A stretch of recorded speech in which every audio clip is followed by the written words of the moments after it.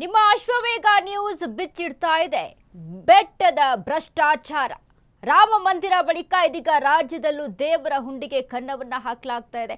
ಸರ್ಕಾರ ಎಷ್ಟೊಂದು ರೂಲ್ಸ್ಗಳನ್ನ ತೆಗೆದುಕೊಂಡು ಬಂದರೂ ಸಹಿತ ರಾಜ್ಯದಲ್ಲಿ ಈ ಒಂದು ಏನು ದೇವರ ಹುಂಡಿಗೆ ಕನ್ನ ಹಾಕೋದಂತದನ್ನ ತಡಿಬೇಕು ಅನ್ನುವಂಥ ನಿಟ್ಟಿನಲ್ಲಿ ಸಾಕಷ್ಟು ನಿಯಮಗಳನ್ನ ಜಾರಿಗೆ ತರ್ತಾ ಇದೆ. ಯಾಕಂದ್ರೆ ಈಗಾಗಲೇ ರಾಮ ಮಂದಿರದಲ್ಲಿ ಆಗಿರುವಂಥ ಲೂಟಿ ವಿಚಾರಕ್ಕೆ ಸಂಬಂಧಪಟ್ಟಂತೆ ಜನರ ಭಾವನಾತ್ಮಕ ಒಂದು ವಿಚಾರಕ್ಕೆ ಇನ್ನು ಜನರ ಎಮೋಷನಲ್ಗೆ ಎಷ್ಟರ ಮಟ್ಟಿಗೆ ಧಕ್ಕೆಯನ್ನ ತಂದಿದ್ದಾರೆ ಈ ಒಂದು ಆಡಳಿತದ ಸಿಬ್ಬಂದಿಗಳು ಅನ್ನುವಂಥ ನಿಟ್ಟಿನಲ್ಲಿ ಈಗ ಅದೇ ರೀತಿಯಾಗಿ ರಾಜ್ಯದಲ್ಲೂ ಕೂಡ ಇದು ಮರುಕಳಿಸ್ತಾ ಇದೆ. ಈ ಒಂದು ವಿಚಾರಕ್ಕೆ ಸಂಬಂಧಪಟ್ಟಂತೆ ಅಶ್ವವೇಗ ನ್ಯೂಸ್ ಬಿಚ್ಚಿಡ್ತಾ ಇದೆ ಬೆಟ್ಟದ ಭ್ರಷ್ಟಾಚಾರ. ರಾಮ ಮಂದಿರ ಬಳಿಕ ರಾಜ್ಯದಲ್ಲೂ ದೇವರ ಹುಂಡಿಗೆ ಕನ್ನ ಹಾಕಲಾಗ್ತಾ ಇದೆ. ಯಾವ ದೇವರ ಹುಂಡಿ ಎಲ್ಲಿ? ಮೈಸೂರು ಚಾಮುಂಡಮ್ಮನ ಹುಂಡಿ ಕದ್ದ ಕದಿಮರು. ಒಂದಕ್ಕೆ ಎರಡು, ಎರಡಕ್ಕೆ ಮೂರರಂತೆ ಲೆಕ್ಕವೇ ಉಲ್ಟಾ ಪಲ್ಟಾ. 10 ರೂಪಾಯಿ ವಸ್ತು ಖರೀದಿ ಮಾಡಿದ್ರೆ 100 ರೂಪಾಯಿ ಲೆಕ್ಕ ಬರೆದ ನುಂಗನ್ನರು ಇವರು. ಇದು ಬರೀ 100 ಅಥವಾ 1000 ರೂಪಾಯಿ ಕದ್ದ ಕಥೆಯಲ್ಲ. ಇಲ್ಲಿ ಅಶ್ವವೇಗ ತೋರಿಸ್ತಿದೆ ಚಾಮುಂಡಿ ಬೆಟ್ಟದ ಭ್ರಷ್ಟಾಚಾರ ಸ್ಟೋರಿಯನ್ನ. ಅಶ್ವವೇಗ ನ್ಯೂಸ್ ನಲ್ಲಿ ಬೆಟ್ಟದ ಭ್ರಷ್ಟಾಚಾರವನ್ನ ಬಿಚ್ಚಿಡ್ತಾ ಇದೀವಿ.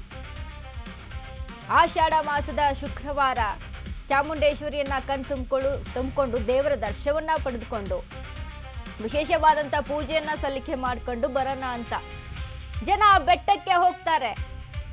ಬಟ್ ಬೆಟ್ಟದಲ್ಲಿ ಆಗ್ತಾ ಇದ್ದಂತ ಭ್ರಷ್ಟಾಚಾರ ನಿಮ್ಗೇನಾದ್ರೂ ಗೊತ್ತಿದೆಯಾ? 10 ರೂಪಾಯಿ ವಸ್ತು ಖರೀದಿ ಮಾಡಿದ್ರೆ ಅದಕ್ಕೆ 100 ರೂಪಾಯಿ ಲೆಕ್ಕ ಇರುತ್ತೆ.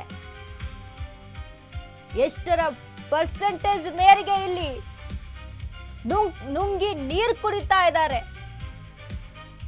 ದರೋಡೆ, ಹಗಲು ದರೋಡೆ ಅಂತ ಹೇಳ್ತೀವಿ ಇದಕ್ಕೆ. ಏನೋ ರಾಜ್ಯದಲ್ಲೂ ಕೂಡ ಈಗ ರಾಮ ಮಂದಿರದಲ್ಲಿ ಆದಂತ ಸಿಚುವೇಶನ್ ಏನಿದೆಯಲ್ಲ, ಇಲ್ಲೋ ಒಂದು ಹುಂಡಿಯ ಲೂಟಿಯನ್ನ ಮಾಡಿದಂತ ವ್ಯವಸ್ಥೆ ಏನಿದೆಯಲ್ಲ, ಅದು ರಾಜ್ಯದಲ್ಲಿ ಆಗಬಾರ್ದು ಅನ್ನುವಂತ ನಿಟ್ಟಿನಲ್ಲಿ ಸರ್ಕಾರ ಹಲವಾರು ನಿಯಮಗಳನ್ನ ಜಾರಿಗೆ ತಂದಿದೆ. ಎಷ್ಟೇ ಭದ್ರತೆಯನ್ನ ಇಟ್ರು, ಎಷ್ಟೇ ಕಣ್ಗಾವಲಿನಲ್ಲಿ ಇದ್ರೂ ಸಹಿತ ಈ ನುಂಗಬೇಕು ಅಂತ ಭ್ರಷ್ಟಾಚಾರ ಮಾಡ್ಲೇಬೇಕು ಅಂತ ಕೂತಿರ್ತಾರಲ್ಲ, ಅವ್ರನ್ನ ಯಾರು ತಡೆಯಕ್ ಸಾಧ್ಯವಿಲ್ವೇನೋ ಅನ್ಸುತ್ತೆ ಇದನ್ನ ಗಮನಿಸ್ತಾ ಹೋದ್ರೆ. ಚಾಮುಂಡೇಶ್ವರಿ ಬೆಟ್ಟಕ್ಕೆ ಹೋಗೋದು ಇದಕ್ಕೆ. ಆಷಾಢ ಮಾಸದಲ್ಲಿ ಚಾಮುಂಡಿ ಬೆಟ್ಟಕ್ಕೆ ವಿಸಿಟ್ ಕೊಡ್ತಾರೆ ಭಕ್ತರು, ದೇವರ ಮೊರೆ ಹೋಗ್ತಾರೆ. ಬಟ್ ಅಲ್ಲಿ ಭ್ರಷ್ಟಾಚಾರವೇ ಭುಗಿಲೇಳ್ತಾ ಇದೆ. ಸಿಎಂ ಡಿಕೆಶಿ ಅವರು ಎಲ್ಲಿದ್ದೀರಿ, ಏನ್ ಮಾಡ್ತಾ ಇದ್ದೀರಿ? ಚಾಮುಂಡಿ ಬೆಟ್ಟದಲ್ಲೇ ಹಗಲು ದರೋಡೆ ನಡೀತಿದ್ಯಾ? ರಾಮ ಮಂದಿರದಂತೆ ರಾಜ್ಯದಲ್ಲೂ ಹುಂಡಿ ಹಣ ಲೂಟಿ ಆಗ್ತಾ ಇದೆ. ಆಷಾಢ ಮಾಸದ ಲೆಕ್ಕದಲ್ಲೂ ಭ್ರಷ್ಟಾಚಾರದ ವಾಸನೆ. ಆರ್ಟಿಐ ಮೂಲಕ ಹೊರಬಂತು ಸ್ಫೋಟಕ ಮಾಹಿತಿ. ಆರ್ಟಿಐ ಕಾಯ್ದೆಯಡಿ ಮಾಹಿತಿ ಕೇಳಿದ್ದ ಅರವಿಂದ್ ಶರ್ಮಾ. ಸಾಮಾಜಿಕ ಹೋರಾಟಗಾರನಿಗೆ ಸಿಕ್ಕಿದೆ ಅಚ್ಚರಿಯ ಮಾಹಿತಿ. ಇಲ್ಲಿ ಅಶ್ವವೇಗ ನ್ಯೂಸ್ ಬಿಚ್ಚಿಡ್ತಾ ಇದೆ ಬೆಟ್ಟದ ಭ್ರಷ್ಟಾಚಾರದ ಕಹಾನಿಯನ್ನ.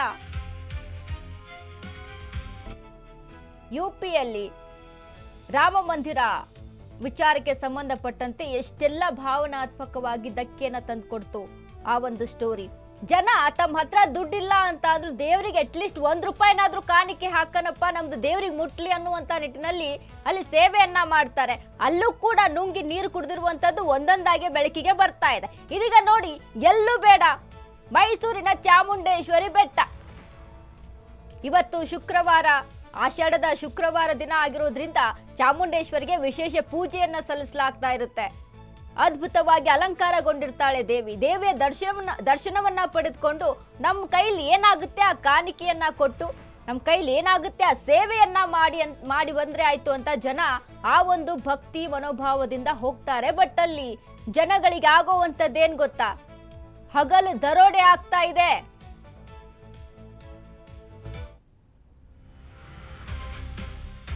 ಕಳೆದ ಬಾರಿ 2 ಕೋಟಿ ಖರ್ಚು, 4 ಕೋಟಿ ಆದಾಯ ಬಂದಿತ್ತು. ಪ್ರಾಧಿಕಾರದಿಂದ ಪ್ರಸಾದದ ಕಿಟ್ಗಾಗಿ ಅಡ್ಡದಿಡ್ಡಿ ಬಿಲ್ ಅನ್ನ ಹಾಕಲಾಗಿತ್ತು. ಚಾಮುಂಡಿ ಬೆಟ್ಟದ ಪ್ರಾಧಿಕಾರದಲ್ಲಿ ತಲೆ ಬುಡವಿಲ್ಲದ ಲೆಕ್ಕ ಪತ್ರಗಳು, ಪ್ರಸಾದ ತುಂಬುವ ಬಟ್ಟೆ ಬ್ಯಾಗ್ಗೆ 7.59 ಲಕ್ಷ ಖರ್ಚು ಅಂತ ಪ್ರತಿ ಬ್ಯಾಗ್ಗೆ 58 ರೂಪಾಯಿನಂತೆ ಖರ್ಚು ಮಾಡಿದ್ದರು. ಪ್ರತಿ ನೀರಿನ ಬಾಟಲ್ಗೆ 38 ರೂಪಾಯಿನಂತೆ 4.97 ಲಕ್ಷ ರೂಪಾಯಿ. ಚಾಮುಂಡೇಶ್ವರಿ ಪುಟ್ಟ ಮರದ ಮೂರ್ತಿಗೆ 22.25 ಲಕ್ಷ. ತಲಾ 170 ರೂಪಾಯಿನಂತೆ 13,090 ಮೂರ್ತಿಗಳಿಗೆ ಬಿಲ್ ಅನ್ನ ಮಾಡಲಾಗಿದೆ. ಅಬ್ಬಬ್ಬಾ, ಅದೆಷ್ಟು ಖರ್ಚು! ತಲೆಬುಡವಿಲ್ಲದ ಲೆಕ್ಕ ಪತ್ರಗಳನ್ನ ಇಲ್ಲಿ ನಾವು ನೋಡ್ಬೋದು. ಇದಕ್ಕೆ ಯಾರು ಹೊಣೆ? ಉತ್ತರಾದಿತ್ವ ಇಲ್ಲವಾ ಇದಕ್ಕೆ? ಅಶ್ವವೇಗ ನ್ಯೂಸ್ ಬಿಚ್ಚಿಡ್ತಾ ಇದೆ ಭ್ರಷ್ಟಾಚಾರದ ಒಂದೊಂದೇ ವಿಷಯವನ್ನ. ಏನ್ರಿ ಅದು ಲೆಕ್ಕಾಚಾರ? 2 ಕೋಟಿ ಖರ್ಚು ಮಾಡಿದ್ರೆ 4 ಕೋಟಿ ಆದಾಯ, ಡಬಲ್ ಆದಾಯ ಹೇಗ್ ಬರ್ತಾ ಇದೆ ಅಂತ ನೋಡಿದ್ರೆ 1ಕ್ಕೆ 10 ಹಾಕೋದು. 10 ರೂಪಾಯಿ ಇದ್ರೆ 100 ರೂಪಾಯಿ ಅದಕ್ಕೆ ಬಿಲ್ ಹಾಕೋದು. ಅಡ್ಡಾದಿಡ್ಡಿ ಬಿಲ್ಲನ್ನ ಹಾಕಿ ಇದಕ್ಕೇನು ಹಗಲು ದರೋಡೆ ಅಂತಾರ, ಹಗಲು ಲೂಟಿ ಅಂತಾರ, ಏನಂತಾರ ಇದಕ್ಕೆ? ಎಲ್ಲಾದ್ರೂ ಏನಾದ್ರೂ ಖರೀದಿ ಮಾಡೋದಕ್ಕೆ ಹೋದ್ವಿ ಅಂತ ಅಂದ್ರೆ ಯಾವ್ದಾದ್ರು ಶಾಪ್ಗೆ, ಪ್ರಾವಿಷನ್ ಸ್ಟೋರ್ಗೆ ಹೋದ್ವಿ ಅನ್ಕೊಳ್ಳೋಣಪ್ಪ, ಯಾಕೆ ಇಷ್ಟಿದೆ ರೇಟು, 1 ರೂಪಾಯಿ ನೀವು ಯಾಕೆ ಜಾಸ್ತಿ ಹೇಳ್ತಿದ್ದೀರಾ ಅಂತ ನಾವಲ್ಲಿ ಪ್ರಶ್ನೆ ಮಾಡಿ ಬರ್ತೀವಿ. ಬಟ್ ದೇವಸ್ಥಾನಕ್ಕೆ ಏನ್ ಜನ ಒಂದು ಭಕ್ತಿ ಭಾವದಿಂದ ಯಾವ್ದು ಬೇಡ, ಏನ್ ಕೇಳ್ತಾರ, ಏನ್ ಕೊಡೋಣ ಬಿಡಿ, ಕೊಟ್ಟು ತಗೊಂಡು ಹೋಗಿ ದೇವ್ರ ದರ್ಶನ ಸಿಕ್ಕರೆ ಸಾಕಪ್ಪ ಅನ್ನುವಂಥ ನಿಟ್ಟಿನಲ್ಲಿ ಜನ ಹೋಗ್ತಾರೆ. ಬಟ್ ಈ ಸಮಯವನ್ನ ಅಲ್ಲಿ ಪ್ರಾಧಿಕಾರ ಯಾವ ರೀತಿಯಾಗಿ ಬಳಸ್ಕೊಳ್ತಾ ಇದೆ ನೋಡ್ರಿ. ಜನಗಳನ್ನ ಹೇಗ್ ಲೂಟಿ ಮಾಡ್ತಾ ಇದೆ ನೋಡಿ. ಡಿ.ಕೆ. ಶಿವಕುಮಾರ್ ಸಾಹೇಬ್ರು ದಯವಿಟ್ಟು ಗಮನಿಸಿ, ಈ ಕಡೆ ಹಗಲು ದರೋಡೆ ಆಗ್ತಾ ಇದೆ. ಕೇವಲ ಹುಂಡಿಯನ್ನ ಕಳ್ಳತನ ಮಾಡಿದ್ರೆ ಮಾತ್ರ ಲೂಟಿ ಅಂತ ಹೇಳಲ್ಲ ಸ್ವಾಮಿ, ಇಂಥದ್ದು ಕೂಡ ಲೂಟಿನೇ ಆಗುತ್ತೆ. ಜನವರಿನಲ್ಲಿ ಹಾಕಿದ ಅರ್ಜಿಗೆ 2 ದಿನದ ಹಿಂದೆ ಉತ್ತರ, ಅದು ಸಹ ನಾನು ದುಂಬಾಲು ಬಿದ್ದು ಮಾಹಿತಿಯನ್ನ ಪಡೆದೆ ಅಂತ ಹೇಳ್ತಾರೆ. ಮಾಹಿತಿ ಕೇಳಿದ್ರೆ ದೇಗುಲದ ಕಾರ್ಯದರ್ಶಿ ರೂಪ ಉಡಾಫೆ ಉತ್ತರವನ್ನ ಕೊಡ್ತಾರೆ. 20 ರೂಪಾಯಿ ಬ್ಯಾಗ್ಗೆ 58 ರೂಪಾಯಿ ಬಿಲ್ ಮಾಡಿದ್ದಾರೆ. ಬೆಟ್ಟದ ಪ್ರಾಧಿಕಾರದಲ್ಲಿ ಭ್ರಷ್ಟಾಚಾರ ತಾಂಡವಾಡ್ತಿದೆ. ಲೋಕಾಯುಕ್ತದವರು ಇವರ ಮೇಲೆ ನಿಗಾ ಇಡಬೇಕು. ನಾನು ಕೂಡ ಇದರ ಬಗ್ಗೆ ಹೋರಾಟ ಮುಂದುವರಿಸುತ್ತೇನೆ. ಅಶ್ವವೇಗ ಜೊತೆ ಹೋರಾಟಗಾರ ಅರವಿಂದ್ ಶರ್ಮಾ ಎಕ್ಸ್ಕ್ಲೂಸಿವ್ ಮಾತುಕತೆಯನ್ನ ನಡೆಸಿದ್ದಾರೆ. ಜನವರಿಯಲ್ಲಿ ಈ ಕುರಿತಾಗಿ ಅರ್ಜಿಯನ್ನ ಹಾಕಿದ್ದೆ, ಬಟ್ ಈಗ 2 ದಿನದ ಹಿಂದೆ ಅದಕ್ಕೆ ನನಗೆ ಆನ್ಸರ್ ಸಿಕ್ಕಿದೆ. ಏನ್ ಆನ್ಸರ್ ಸಿಕ್ಕಿದೆ ಅನ್ನುವಂಥದ್ದು ಅದನ್ನ ಅವರೇ ವ್ಯಕ್ತಪಡಿಸ್ತಾರೆ. ಬಟ್ ಅದು ಸಹ ದುಂಬಾಲು ಬಿದ್ದು ಮಾಹಿತಿಯನ್ನ ಪಡೆದೆ, ನಾನು ಕೇಳಿದ್ದಕ್ಕೆ ಸರಿಯಾದ ಉತ್ತರ ಕೊಟ್ಟಿಲ್ಲ. ಕಾರ್ಯದರ್ಶಿ ರೂಪ, ದೇಗುಲದ ಕಾರ್ಯದರ್ಶಿ ರೂಪ ಉಡಾಫೆ ಉತ್ತರವನ್ನ ಕೊಟ್ರು. 20 ರೂಪಾಯಿ ಬ್ಯಾಗ್ಗೆ 58 ರೂಪಾಯಿ ಯಾಕೆ ಅಂತ ಕೇಳಿದ್ರೆ ನೋ ಆನ್ಸರ್. ಅದಕ್ಕೆ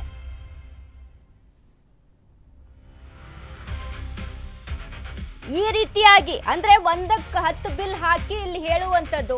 ಸೊ ಈ ರೀತಿಯಾಗಿ ನಡೀತಾ ಇದೆ. ಯಾಕೆ ಅಂತ ಕೇಳಿದ್ರೆ ಉಡಾಫೆ ಉತ್ತರವನ್ನ ಕೊಡ್ತಾರೆ. ಈ ಬಗ್ಗೆ ಅರವಿಂದ್ ಶರ್ಮಾ ಅವರ ಜೊತೆಗೆ ನಡೆಸಿದಂತ ಒಂದು ಚಿಟ್ ಚಾಟ್ ಇದೆ, ನೋಡ್ಕೊಂಬರೋಣ. ಚಾಮುಂಡಿ ಬೆಟ್ಟದ ಪ್ರಾಧಿಕಾರದಲ್ಲೂ ಕೂಡ ಈಗ ಭ್ರಷ್ಟಾಚಾರದ ವಾಸನೆ ಬಂದಿರತಕ್ಕಂಥದ್ದು. ಕಳೆದ ಬಾರಿ ನಡೆದಂತಹ ಆಷಾಢ ಮಾಸದ ಲೆಕ್ಕಾಚಾರದಲ್ಲಿ ಭ್ರಷ್ಟಾಚಾರ ಆಗಿದೆ ಅನ್ನುವಂತಹ ಆರೋಪವನ್ನ ಸಾಮಾಜಿಕ ಹೋರಾಟಗಾರರಾಗಿರ್ತಕ್ಕಂಥ ಅರವಿಂದ್ ಶರ್ಮಾ ಅವರು ಮಾಡ್ತಾ ಇದ್ದಾರೆ. ಏನ್ ಈ ವಿಚಾರ, ಯಾವ್ಯಾವುದ್ರಲ್ಲಿ ಭ್ರಷ್ಟಾಚಾರ ಆಗಿದೆ ಅನ್ನುವಂಥದ್ದನ್ನ ಅವರಿಂದನೇ ಕೇಳಿ ತಿಳ್ಕೊಳ್ಳೋಣ. ಸರ್, ಬಹಳ ದೊಡ್ಡ ಗಂಭೀರವಾದಂತಹ ಆರೋಪ ಮಾಡ್ತಿದ್ರಿ.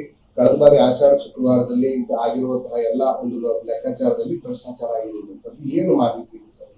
ಸರ್, ಈ ವಿಚಾರವಾಗಿ ನಾನು 1.5 ವರ್ಷದಿಂದನೂ ಕೂಡ ಸಾಮಾಜಿಕ ಜಾಲತಾಣಗಳಲ್ಲಿ ನಾನು ಮಾಹಿತಿಯನ್ನ ಹಾಕ್ತಾ ಇದ್ದೆ. ಏನು, ಚಾಮುಂಡಿ ಬೆಟ್ಟದಲ್ಲಿ ಉತ್ತರ ಭಾರತ ಹಾಗೂ ಬೇರೆ ಬೇರೆ ರಾಜ್ಯದಿಂದ ಬಂದಿರತಕ್ಕಂಥವ್ರಿಗೆ ಒಂದು ತಂಡವನ್ನ ಮಾಡ್ಕೊಂಡು ಇಒ ಇಲಾಖೆಯಿಂದ, ಇವರೇ ಇರ್ಬೋದು, ಈಗಿನ ಬಂದಿರೋ ಪ್ರಾಧಿಕಾರ ಆದ್ಮೇಲೆ ಅದಕ್ಕೂ ಮುಂಚೆ ಇರ್ಬೋದು, ವಿಶೇಷ ದರ್ಶನ ಅನ್ಬಿಟ್ಟು ಅಂತ ಪ್ಯಾಕೇಜ್ ತರ ಮಾಡ್ಕೊಂಡು ಒಂದು ಗಂಡ ಹೆಂಡತಿ ಮಕ್ಕಳಿಗೆ 5,000 ರಿಂದ 6,000 ರೂಪಾಯಿ ಪ್ಯಾಕೇಜ್ ಮಾಡ್ಕೊಂಡು ತಗೋತಾರೆ. ಹೆಂಗೆ, ದೊಡ್ಡ ದೊಡ್ಡ JP ಪ್ಯಾಲೇಸ್ ಇರ್ಬೋದು, ಆಮೇಲೆ ಮಾಲ್ ಆಫ್ ಮೈಸೂರು ಇರ್ಬೋದು, ಆಮೇಲೆ ಲಲಿತ್ ಮಾಲ್ ಇರ್ಬೋದು, ಇಲ್ಲಿ ಉಳ್ಕೊಂಡಿರ್ತಕ್ಕಂಥವ್ರಿಗೆ ದುಡ್ಡಿರುತ್ತೆ, ಸಮಯ ಇರೋದಿಲ್ಲ ಅವ್ರಿಗೆ.